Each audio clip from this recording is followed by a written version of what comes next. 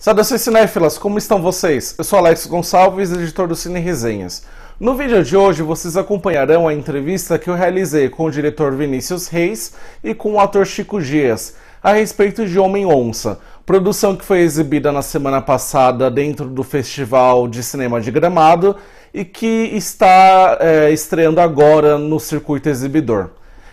Se vocês gostarem do conteúdo, se inscrevam no canal e até a próxima! Antes de mais nada, obrigado pela disponibilidade em conceder essa entrevista.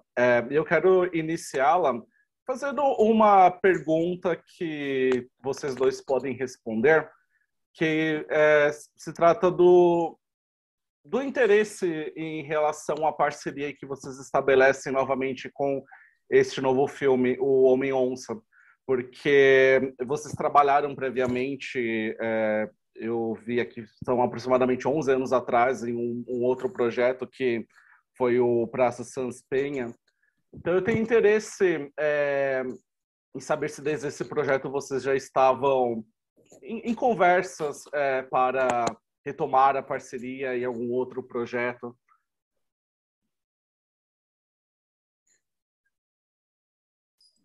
Eu não entendo muito a pergunta no sentido de somos amigos, somos cúmplices, estávamos no Sans Penha e ali o Vinícius já havia me dito que tinha uma nova ideia. Isso faz 11 anos e assim ocorreu. 11 anos, não, entre um filme e outro, são 11 anos, e aí mais 10 anos para a realização do Homem-Onça. Não sei se eu te respondi. Mas o interesse é porque, no caso da sua filmografia, por exemplo, Chico, você já trabalhou com vários nomes renomados do nosso cinema brasileiro, mas eu percebi que, em termos de repetir parcerias, talvez não seja algo tão constante. Você trabalhou mais de uma vez com Rosenberg e Cariri, também com o Sérgio Rezende. Eu me pergunto, em relação ao Vinícius, em relação à conexão que vocês estabeleceram, enfim, se foi de fato uma abordagem que aconteceu depois de tantos anos, ou se desde do Praça Sans Penha vocês já estavam, vocês continuaram ali com um diálogo para voltar a trabalharem juntos em alguma outra oportunidade. Foi mais nesse sentido que eu tenho curiosidade de saber. Não, nós somos amigos, ou seja, o que me afeta no meu entorno talvez afete a ele, e ele, como realizador, pode vir a cristalizar essas aflições. Então, ele pode falar melhor que eu, mas nós somos basicamente amigos e artistas cariocas. Então, a cumplicidade se dá na medida do possível e do desejável, né? Acho que é um pouco assim. Os rios fluem, às vezes, né, desaguam um no outro e às vezes cada um tem seu caminho. Mas é um prazer ser contemporâneo do Vinícius e poder servir as suas ideias, né? Fala aí, Vina. Essa história dessa parceria com o Chico, ela começa muito antes. Eu fazia tablado na década de 80 e tinha uns amigos, tinha uma turma de uns amigos mais velhos, assim, entre esses amigos mais velhos tinha o Henrique Dias, o Kiki, irmão mais novo do Chico. E então a gente era adolescente, eu tinha 14, o Kiki tinha 16, então todo mundo ali adolescente e com muitas vontades de fazer cinema, de fazer teatro, de ser profissional, era, né? E aí eu tava a gente eu descobri houve um momento que eu descobri que o Chico era irmão do Kiki. Eu lembro muito desse momento, assim, sabe assim, tipo, então aquele assim e para essa turma na década de 80, e aí vou entregar aqui o Chico como um dinossauro. Aliás, ele é chamado disso, o Pedro é chamado disso. Na década de 80, o Chico já tinha feito filme, já tinha sido premiado em Gramado, em Brasília, já assim. Então, ele era para aqueles adolescentes, para nós, aqueles adolescentes ali, tava lá, assim, era um caminho a seguir, assim, sabe? Assim, era uma referência, assim, tipo, olha, ele está fazendo o que a gente quer fazer daqui a pouco. Assim, ele está fazendo cinema, ele está fazendo teatro, ele está fazendo... Então, tinha E aí eu me lembro do episódio quando eu conheci o Chico, assim, porque daí o Kiko ainda morava na casa da mãe dele, e aí eu me lembro que uma turma uma vez foi lá e o Chico estava lá, assim. E aí eu me lembro que todo mundo foi pro quarto, assim, tipo, não, porque o Chico, e aí assim, tipo, e aí assim, éramos eu, Marcelo Linto, assim, não, porque ele fez o filme, já, e eu me lembro assim, nessa época eu era adolescente, já muito cinéfilo a cinefilia começou eu tinha 15 anos e eu comecei a andar sozinho pela cidade e abriu a Estação Botafogo. Eu morava na Tijuca. E o Estação Botafogo era no caminho do Tablado. Eu saía da Tijuca, saltava no metrô de Botafogo, pegava um ônibus que me levava até o Jardim Botânico do Tablado. E eu, muitas vezes, assim, o Estação Botafogo era onde eu parava para ver filme. Ou antes de ir para a aula do Tablado, ou depois. Começar a chegar mais tarde em casa, adolescente. E aí, assim, virei um cinéfilo ali da Sala 1 do Estação Botafogo. Via muita coisa ali, vi trabalhos do Chico, e começou a ter uma vontade de fazer cinema, e eu me lembro nesses... Assim, eu vou dirigir filmes, e eu vou dirigir esse cara aí, o irmão do Kiki. Eu me lembro de pensar nessas coisas. Tipo, eu vou dirigir o Chico, eu vou fazer filmes e vou dirigir o Chico. Então, muito antes do Pra Sem Pena, tem Maravilha. essa história, né? Assim, isso vem sei lá, a linha evolutiva desse encontro que aconteceu no Praça Sem Pena começa aí, sabe? Assim, começa ali no final dos anos 80, sabe? Assim, começa ali. Curioso saber sobre essa relação que você teve com o Muito seu boa a história. protagonista. A minha próxima questão vai ser direcionada a você, Vinícius. Eu tenho muito interesse em saber sobre a sua decisão em ambientar essa história de Homem-Onça no período dos anos 90. Eu sei que, enfim, há um período, né, em que se deu ali em relação à era, né, das privatizações, ela é totalmente adequada, mas é também uma história que ressoa muito na nossa contemporaneidade. Então, eu me pergunto, até mesmo em termos de gênese desse filme, a decisão de contar essa história ambientada nos anos 90. Eu tenho até curiosidade de saber também em relação às suas conexões particulares. Me parece que o seu pai foi uma figura de grande influência também para a criação dessa história. Sim, bom, essa história ela se passa nos anos 90.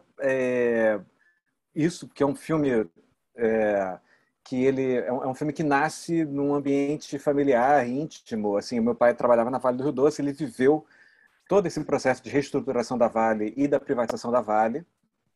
O Pedro é muito pensado, elaborado a partir dessa experiência dele, o personagem Pedro que o Chico faz, Sim. dessa experiência real do meu pai na Vale do Rio Doce.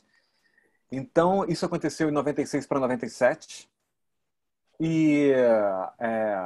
Então é um filme que eu fiz as primeiras notas de roteiro, eu fiz a partir de conversas com meu pai nessa época. Ele me contava, ele me relatava o que ele estava vivendo dentro da Vale, a loucura toda que ele estava vivendo lá, de demissão, de ameaça, de listas, né? E aí eu comecei a fazer as primeiras notas, fui escrever esse roteiro, isso foi em 97, fui escrever o roteiro em 2010, então assim, 13 anos depois, né? Peguei essas notas e fui organizá-las, né?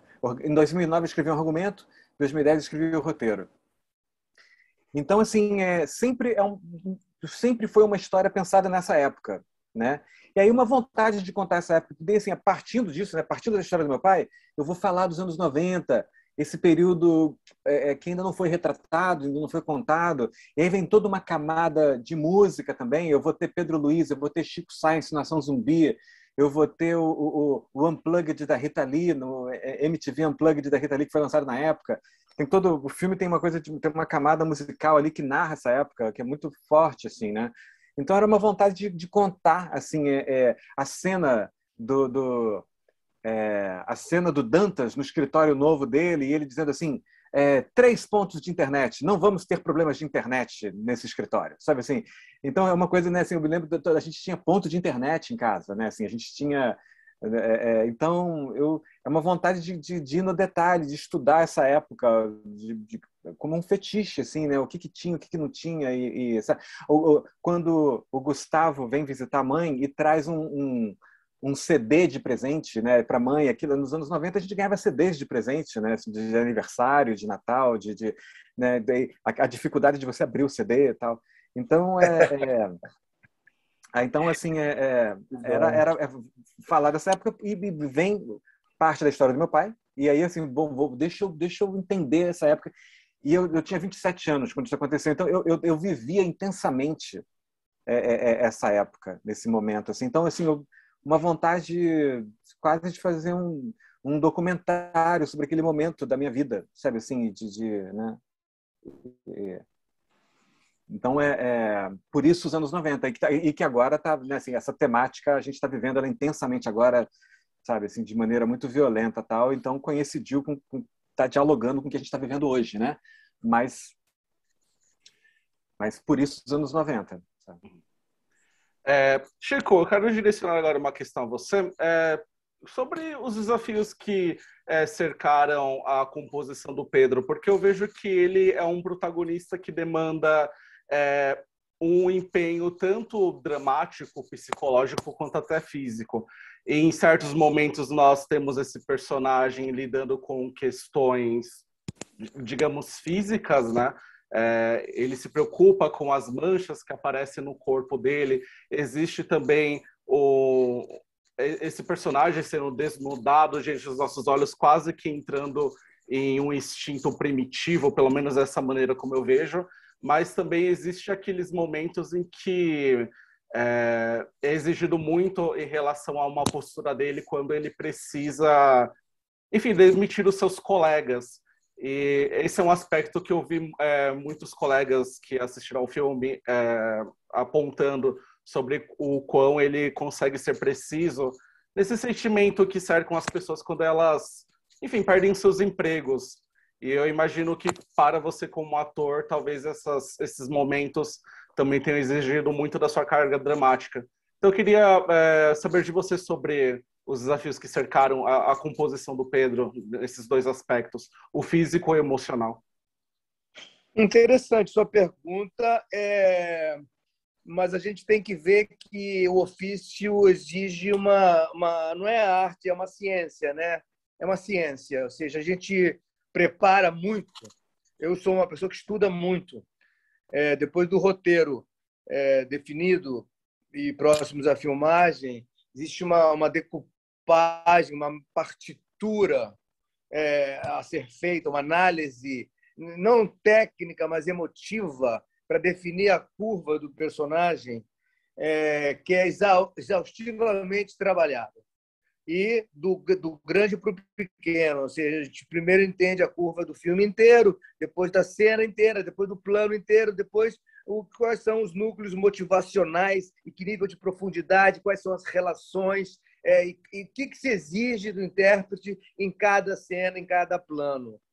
Isso é muito estudo, muito trabalho, muito entendimento, para na hora da ação você poder não pensar em mais nada e aquilo já está incutido no seu inconsciente, no seu subconsciente, trabalhado com o diretor, trabalhado com os colegas atores, trabalhado com a luz, com a câmera. Então, na verdade, tudo meio que acaba se parecendo, né? Tudo acaba se parecendo porque está tudo dentro daquela partitura. É como se você vai ao dó, vai ao mi ou vai ao sol. Você procura as notas corretas. E, claro, a técnica te protege e você se joga aos abismos pequenos, dependendo da cena, ou aos grandes, dependendo da passagem do filme. Não sei se eu te respondo, mas eu quero te dizer que não é uma coisa intuitiva, nem abrupta, nem uma demanda muito exaustiva. É tudo devidamente preparado, cientificamente planejada, pensada, consolidada para poder dar o abandono necessário para a filmagem. Então, é tudo mais tranquilo do que parece ser a partir do momento que você trabalha bastante na preparação. Então, as demandas de emoção, elas estão controladas, não é uma coisa que vem de repente. A curva, o precipício que o Pedro é submetido está desenhado. Até onde podemos ir está desenhado. O Vinícius é um diretor que protege muito e gosta muito dos atores. Então, temos cúmplices nesse caminhar. Então, o que eu estou querendo dizer é que pode parecer psicologicamente desafiador ou como fisicamente desafiador, mas a partir do momento que você, como ciência, prepara tudo e define a partitura, tudo é muito mais tranquilo, muito mais controlado e muito mais gostoso e muito mais lapidado. É um trabalho de construção.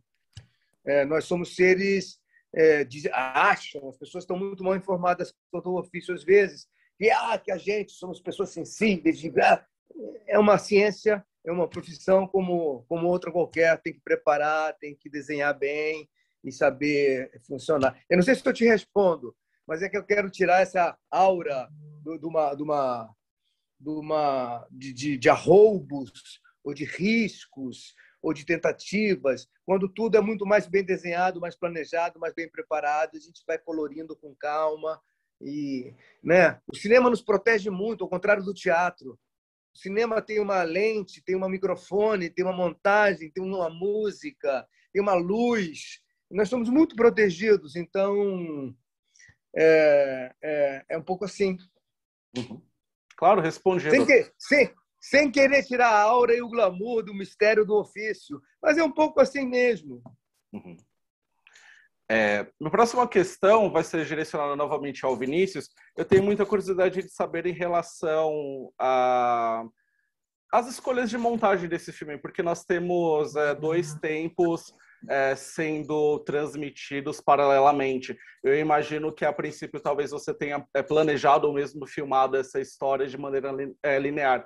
Então, me conte um pouco como foram as suas escolhas ali na montagem que você realizou. No caso, ela foi assinada pelo Valdir Xavier. Então, tenho curiosidade de saber se essa escolha, enfim, de dois tempos narrativos correndo paralelamente já estavam estabelecidos desde o início, ou se de repente foi uma decisão que você achou mais interessante quando já estava com todo o material bruto. Isso foi uma decisão de roteiro quando a gente já sabia que ia filmar. Durante muito tempo, esse roteiro eram 2 blocos e eram 2 histórias com o mesmo personagem. Assim, a gente tinha uma história, a gente tinha o Pedro vivendo toda a questão urbana, corporativa da Gás do Brasil, e tinha uma outra história que era esse Pedro no meio do mato, reencontrando uma namorada da adolescência dele e tal, assim. Então, houve uma versão de roteiro em que subiam os créditos no meio do filme. Assim, acabava a história, e era sempre assim, uma história urbana, depois a história rural, e acabava a história urbana, subiam créditos, o público ia falar, ué, acabou o filme? E aí ele entendia que começava o filme, começava a segunda parte da história. Então, durante muito tempo foi assim. E a gente levou muito tempo, né? O primeiro tratamento de roteiro foi de 2010, a gente filmou em 2017. Esse formato, ele tinha esgotado para mim. Assim, sabe assim, eu olhava para o filme e falava, eu não quero mais isso, eu não quero mais isso.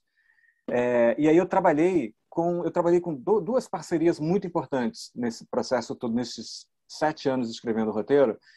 O primeiro foi o Felipe Barbosa, Casa Grande, Daniel e a Montanha, tal. Primeiro foi ele, e depois no meio, foi em 2014, com o Felipe, a gente escreveu e desenvolveu, foi muito bacana o trabalho. Ainda eram 2 histórias com o mesmo personagem. E aí, aí a gente ganhou o edital para realizar o filme, e aí a gente tinha data de filmagem. A gente ganhou o edital assim, na virada de 2016 para 2017, a gente sabia que ia filmar no final de 2017. E aí, nesse ano de 2017, eu trabalhei com a Flávia Castro, que é diretora do Deslembro, diretora e roteirista do Deslembro. E foi super também importante a parceria.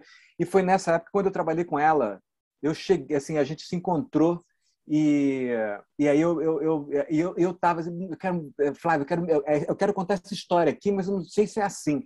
E aí a gente começou a misturar. A gente começou aí eu contei com a ajuda dela.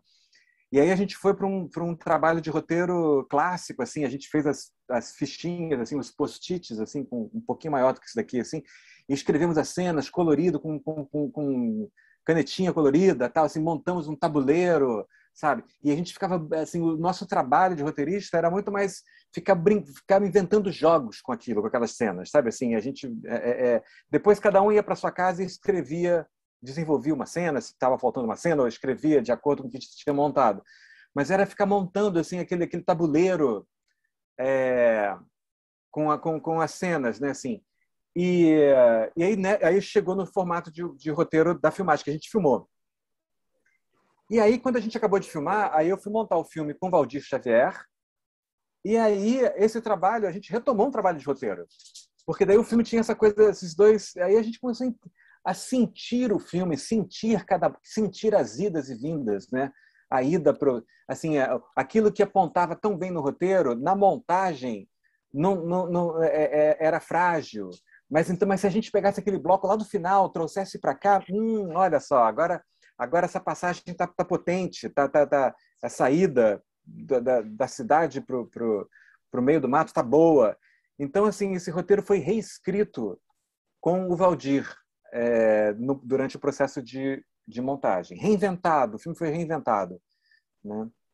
E, então, a história desses dois blocos assim, a gente mexeu muito, muito. Eu montei o primeiro corte desse filme, eu que fiz. Eu sentei sozinho, nunca não tinha mexido, fiz um curso de Avid e fiz que eu não lidava com isso, assim. E o primeiro corte eu que fiz, assim, eu montei o roteiro que eu tinha escrito com a Flávia. Então, quando o Valdir chegou, ele tinha ali bem largo, assim, a gente tinha, sei lá, 3 horas de filme, assim, e era o roteiro que eu tinha escrito com a Flávia. Aí a gente olhou e começou também, se a gente pegar essa cena aqui, trazer para cá, e se a gente, sabe, e a gente começou, e essa cena aqui cortar no meio e já mandar para o meio do mato, sabe assim, e a gente começou a reinventar a história na montagem. Para me decidir, eu quero fazer uma última questão. Sempre quando se exibe filmes em festivais, há muito interesse em relação da receptividade e até mesmo de alguns elogios que podem ser utilizados até mesmo como aspas ali para a promoção de um filme. Eu acho muito curioso que no caso do Homem-Onça tiveram algumas figuras políticas que assistiram ao filme antes do Festival de Gramado que, enfim, fizeram comentários favoráveis, elogiosos em relação a essa obra, como o Lula, o Haddad. Eu também vi o Boulos escrevendo coisas a respeito. Queria saber como vocês dois recepcionam esses comentários que foram feitos, até mesmo porque vocês fazem um filme, né, com alto teor político e que imediatamente já causou uma repercussão aí em grandes figuras da esquerda, né, do nosso país. Começa, Chico. Depois eu vou. Não, é um filme que se propõe reflexivo e conscientizador e, claro, consequentemente político. O que nós estamos vivendo, apesar de uma tentativa de normalização e banalização do que a gente está vivendo, é um certo absurdo. Ou seja, quanto mais pudermos sensibilizar figuras de frente na discussão da nossa realidade, fundamentalmente políticas, mais importante será o debate, mais elevado e sofisticado será o debate. Nesse sentido, eu acolho com muita alegria, muita plenitude e júbilo, praticamente, a manifestação do Luiz Inácio, do Haddad, da Jandira, do Boulos, pessoa do Itamar Vieira, o escritor, do Torturado, de pessoas que pensam a realidade brasileira e pensam de uma forma progressista e coletiva. Nesse sentido, ao receberem com tanto carinho e com tanto entusiasmo, é um indicador de que nós estamos no caminho certo. Porque 22 está nas portas e em 22 não é mais possível tentar banalizar e normalizar o que está acontecendo nesse país. Então, à medida que esse cinema, esse filme, passa a ser um instrumento de elevar o debate, sofisticar o debate e tornar acessível a pessoas essa reflexão perante o que aconteceu num futuro próximo, nós podemos, se nos prepararmos melhor para o que vem aí pela frente. Então, eu vejo com muita alegria o entusiasmo com que essas pessoas viram o filme.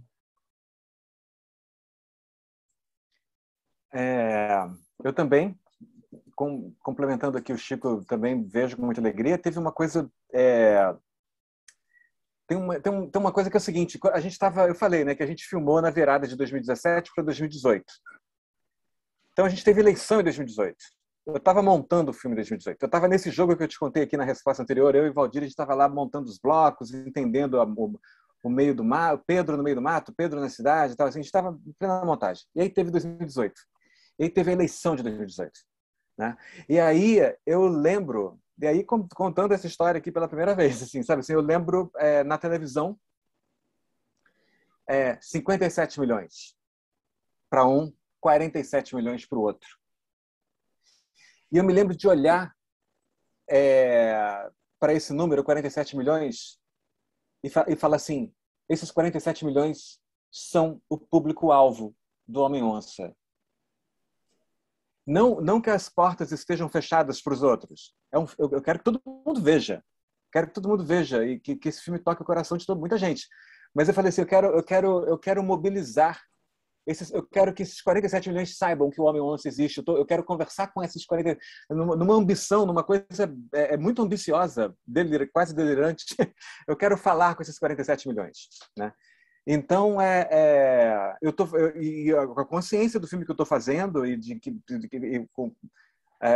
do tema que eu estou tratando, sabe? E eu falei assim, eu quero mobilizar essas pessoas, eu quero que essas pessoas saibam que o filme existe. Quero que, se elas puderem, quero que elas vejam o filme no streaming ou no cinema. Tá? Então, quando o filme ficou pronto, eu falei assim, eu quero mostrar para algumas pessoas que estão nesse campo aqui desses 47 milhões.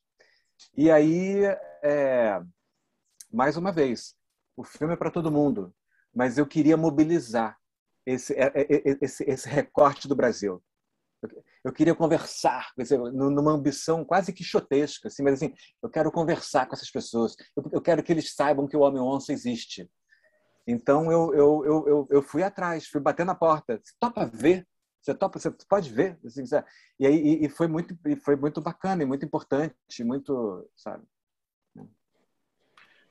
Senhores, perfeito. Muito obrigado pela conversa. Chico, parabéns pela homenagem recente que você teve no Cine Ouro Preto, pela sua carreira. Que alegria. E desejo sucesso com os resultados em Gramado, que acho que está para sair, né, em relação à competitiva e ao lançamento comercial também do filme. Obrigado mais uma vez. Obrigado, querido Alex. Muito obrigado por suas palavras e sua compreensão do filme. Obrigadíssimo. Obrigado. Muito obrigado, Alex. Valeu mesmo. Muito obrigado. Tchau.